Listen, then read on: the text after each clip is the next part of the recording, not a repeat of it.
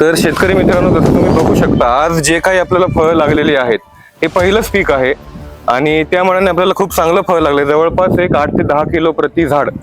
आणि तुम्ही कलर आणि साईज बघू शकता. तर ह्याचं पूर्णपणे श्रेयस मेन म्हणजे रामा ॲग्रोटेकला जातं. आपण पूर्णपणे पहिल्यापासून शेड्यूल हे रामा ॲग्रोटेकचंच ठेवलेलं आहे, त्याच्यामध्ये कोणतेही चेंज केलेलं नाही. पूर्णपैकी जैविक ऑर्गॅनिक सगळे स्प्रे आणि जे काय आपण ड्रिप वाटे सोडतोय सगळं हे सोडल्यामुळे आपल्याला व्यवस्थित असं पीक भेटलेलं आहे. आपल्याला पहिल्यापासून सांगायचं म्हटलं तर सुरुवातीला खूप अडचणी आल्या. पहिल्या 2 महिन्यात आपल्याला कळ्याच नव्हत्या आल्या, कारण आपलं शेड्यूल बाहेरून चालू होतं आणि ते शेड्यूल पूर्णपणे केमिकलचं होतं. व त्याच्यानंतर आमच्याच गावातले संतोष बाबर म्हणून जे रामा ॲग्रोटेकचे प्रतिनिधी आहेत त्यांची आणि माझी ओळख झाली आणि त्याच्यानंतर त्यांनी प्लॉट व्हिजिट केलं.